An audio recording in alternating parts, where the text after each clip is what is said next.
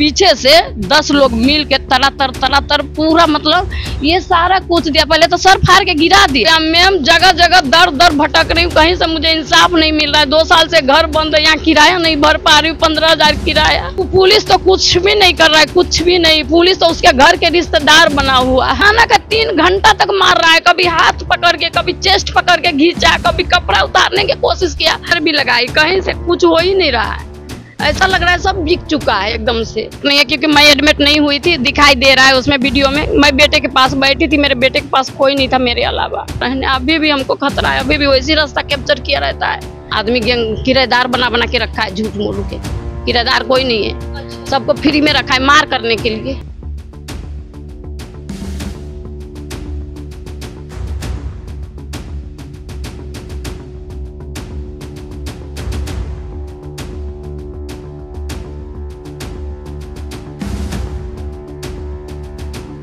नमस्कार, मैं मौजूद हूँ मंजू देवी जी के साथ, जो कि नोएडा सेक्टर 80 में रहती हैं। मैम, ये पूरा मामला क्या है? पूरा मामला है मैम, अजीत नाम के आदमी है, उसका जमीन है 100 गज और मेरा जमीन है 50 गज जी। वो 2013 में रजिस्ट्री हुआ था जमीन के। वो जब भी से रह रहा है वहाँ बना करके। हम गए थे लॉकडाउन में, 2021 में गए थे बनाने, ये 2023 में गए थे रहने मकान में। जब रहने गए तो पूरा रास्ता हमारा बंद कर दिया था, घर से निकलना मतलब बंद कर दिया था। आते थे हटा के तो उसकी दूसरी बीवी है पूनम, वो ऊपर से थूक देती थी, जूठा फेंक देती थी, हमारा रास्ता घेर देती थी, बाइक लगा के, खाट डाल के। अब वही सब बोलने के कारण कि हटा दो भाई, क्यों रास्ता बंद कर रहे हो, क्यों परेशान कर रहे हो, वही सब कहने के कारण पूनम ने अजीत को, पति अजीत और ससुर राजेंद्र, दोनों को बुलवाया और एकदम अचानक से अटैक किया, जानलेवा अटैक। अच्छा, जानलेवा अटैक। हम लोग कुछ समझ नहीं पाए। एकदम आदमी बात करता है ना, एक जगह रहता है तो कि हाँ उसको कोई दिक्कत है तो बात करता ना। मैं उसको बोली कि मेरे मकान बनाने से जलन हो रहा है तो तुम ले लो, हम बेचना चाह रहे हैं, हम बेच के हट जाएंगे। अच्छा, हम लोग लड़ाई झगड़ा वाला नहीं है। आदमी लड़ेगा कि आम आदमी की कमा के जिएगा। वो सरकारी नौकरी अजीत के, वो पावर दिखा रहा है, नौकरी का पावर दिखा दिखा के 200 लोग के मार चुका है। 3 कुमारी बहन थी, वो धागा कटिंग कर करके जमीन खरीदी, मकान बनाए, एक रूम मांगी बाप राजेंद्र से, अजीत के बाप से जी। वो तीनों के बिना शादी के भगा दिया, तीनों लड़की को। और 3 शादी तो बाप कर रखा है राजेंद्र, और 2 शादी बेटा को करवा दिया 1 ही साल के अंदर अंदर। तो ये सिर्फ जमीन का मामला है मतलब? सुनिए ना, तो ये वही सब चाह रहा है कि कोई गली में ना आए, हमारा करतूत कोई ना देखे। अब बताइए, आमने सामने रहेंगे तो आदमी आँख तो नहीं फोड़ लेगा, कान तो नहीं बंद कर लेगा। तो रे तू अपना घर में जो कर रहा है कर, उसमें मैं दखल देती तब मैं गलत हूँ जी। उससे 1 गिलास पानी के लेन देन नहीं है, ना गांव का, ना घर का, कहीं का नहीं है। और अचानक से ऐसे गली है, ऐसे पीछे हमारा घर है, आगे उसका घर है, ऐसे रास्ता बंद करने लगा। ऐसे आते जाते उसकी दूसरी बीवी पूनम, जो कहाँ से खरीद के उसको लेके आया, वही आग मूत रही है, वही आग लगा रही है। सारा लड़ाई झगड़ा के कारण आया, दोनों बाप बेटा को बुलाया, दोनों बाप बेटा न पूछा न पाछा किसी से कि क्या हुआ नहीं हुआ कुछ भी। अचानक से 10 लोग के ग्रुप बनाया और गेट पर पहले से सरिया, डंडा, लाठी सब कुछ रखा था। हम लोग के कुछ तुतु में होता तो जानते कि झगड़ा हुआ है तो गेट पर रखा है।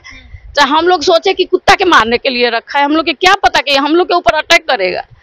बस ऐसे गया, बेटा निकला, बोला मम्मी थोड़ी सी सब्जी ले आता हूँ, सब्जी मंडी है नोएडा फेज 2 में जी। वो निकला घर से, थोड़ा सा आ गया, जैसे रास्ता कैप्चर कर रखा था वही हटाया, बाइक खाट हटाने लगा। बोला भाई ऐसे कैसे रास्ता बंद कर रखे हो, नहीं सुना। तो मेरा बेटा हटा करके जाने लगा, बस उसको पीछे से 10 लोग मिल के तरातर पूरा मतलब ये सारा कुछ दिया। पहले तो सर फाड़ के गिरा दिया, और गिरने के बाद सीने पर बैठ के उसका बाप राजेंद्र, वो अजीत, सब मतलब 10 लोग के ग्रुप था, औरत का लेडीज के सबका, सब ने मिल के ईंट पत्थर से सारा कुछ दिया। पूरा मेडिकल रिपोर्ट है सब दर्जन के हमारे बेटा के। हम एडमिट नहीं हो पाए, बेटा के पास कोई नहीं था, हम होश में थे इसलिए हम एडमिट नहीं हो पाए। लेकिन मेरा भी सारा जांच रिपोर्ट है, जगह जगह मेरे सर में भी टाँके लगे हुए हैं। उधर शारदा में कोई न बचाने वाला था हमको, न छोड़ाने वहाँ पे कोई बचा भी नहीं रहा था। नहीं कोई बचा रहा है, नहीं कोई छुड़ा रहा है। एक कबाड़ी वाला आया तो वो बचाया और वही एम्बुलेंस बुलवाया तो हम लोग को शारदा में बेटा को भेज दिया, मुझे मोहन राम में भेज दिया। उधर अकेला बेटा है, इधर अकेली मैं। और न बेटे के पास मेरे को जाने दे रहा है। अब मेरा बेटा बेहोश है, मैं रिक्वेस्ट कर रही हूँ मोहन राम में, बाबा मोहन राम जो है कुलेसरा में, कि मेरे बेटा को बहुत सीरियस हालत में मेरे बेटा के पास मुझे जाने दो। ऐसे वहाँ के डॉक्टर, मोहन राम के डॉक्टर और पुलिस ऐसे पकड़ रखा था हमको जैसे मुजरिम हम है वो नहीं। अब मुजरिम को आराम से बेड बिछौना दे के सोला रखा था अंदर एसी में, गुनेगार को। इस बात को 3 साल हो गया मैम, जगह जगह दर दर भटक रही हूँ, कहीं से मुझे इंसाफ नहीं मिल रहा है। 2 साल से घर बंद है, यहाँ किराया नहीं भर पा रही हूँ, 15,000 किराया। और पुलिस भी कोई कार्रवाई नहीं कर, पुलिस तो कुछ भी नहीं कर रहा है, कुछ भी नहीं। पुलिस तो उसके घर के रिश्तेदार बना हुआ है। 112 नंबर वाला को भी बुला रही हूँ तो पुष्पेंद्र नाम के आईओ के ही नंबर दे रहा है। अब पुष्पेंद्र नाम के आईओ उसके तरफ से घूस खा के 2 दिन यहाँ तक आगे परेशान कर रहे हैं जैसे मुजरिम हम है। हमको कमा के जीने भी नहीं दे रहा है, ना हमको इलाज कराने दे रहा है। हॉस्पिटल तक पहुंच गया, सफदरजंग तक ढूंढ रहा है, कहाँ है मारने के लिए उसके तरफ से पैसे खा के। अच्छा, पैसा खा के आपको ही? हाँ, वो सारा सबूत है पुष्पेंद्र के खिलाफ भी, सारा सबूत हमारे पास। अच्छा, समझ गए। अब तब 1 साल के बाद कोर्ट में केस गया है तो खाली एक अजीत नाम के व्यक्ति खाली वो 2 महीना के लिए जेल गया था बस, बाकी सब हटा हुआ है, सबके नाम हटा दिया है। 2-3 के नाम डाला है पुलिस वाला, बस अभी तक कोई कार्रवाई नहीं है। सुनवाई हो ही नहीं रही है, कोई कार्रवाई नहीं रहे। कोर्ट में भी पहुंचा है तो कुछ भी नहीं हो रहा है। 6 महीना हो गया, एक को जेल गया, 2 महीना के बाद बाहर आ गया और प्रयागराज से बेल करवाया हाई कोर्ट से। तो हाई कोर्ट में खोजा गया था कि इतना गंभीर मामला था तो 308 और 323 क्यों लगाया, 307 लगता, 326 लगता। ये मामूली झगड़ा के नाम दे के धारा लगाया पुष्पेंद्र आईओ। अच्छा, अभी भी हम लोग के जान के खतरा है, अभी भी मार करने के लिए गेट पर रखा है सरिया डंडा, लेकिन घर है, जाऊं तो जाऊं कहाँ, रहूं तो रहूं कहाँ। मैम प्लीज वायरल करवा दे, थोड़ा सरकार तक पहुंच जाए। योगी जी से अनुरोध करते हैं हम कि कुछ इंसाफ करे योगी जी।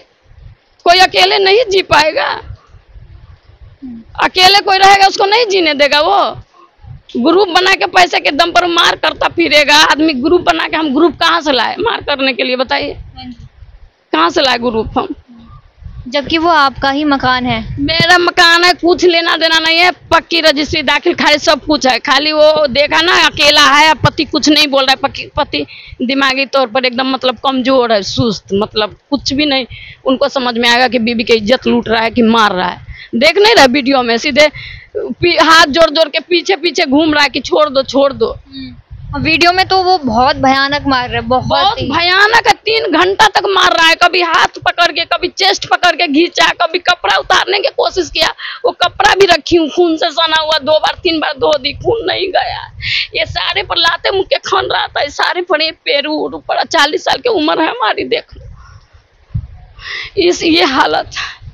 हमको किसी तरह इंसाफ दिलाइए, मुजरिमों को सजा मिले, क्योंकि वहाँ घर है, वो 10 के साथ कर चुका, पुलिस में पैसा भर के कोर्ट तक पहुँचने नहीं दे रहा है केस को। और उस 10 के बाद हमारा घर है वहाँ, 10 को घर नहीं था, वहाँ हमारा घर है। कहाँ जाए हम, कैसे घर छोड़े? घर भी नहीं छोड़ सकते, घर ही सारा गहना जेवर सब बेच के हमें लगा दिए घर में, कहाँ जाए बताइए। धन्यवाद मैम हमारे साथ बने रहने के लिए। आप क्या सोचते हैं इस पर हमें कमेंट सेक्शन में ज़रूर बताइए और साथ ही बने रहिए अपना दिल्ली NCR न्यूज़ चैनल के साथ। मैम बहुत धन्यवाद होगा।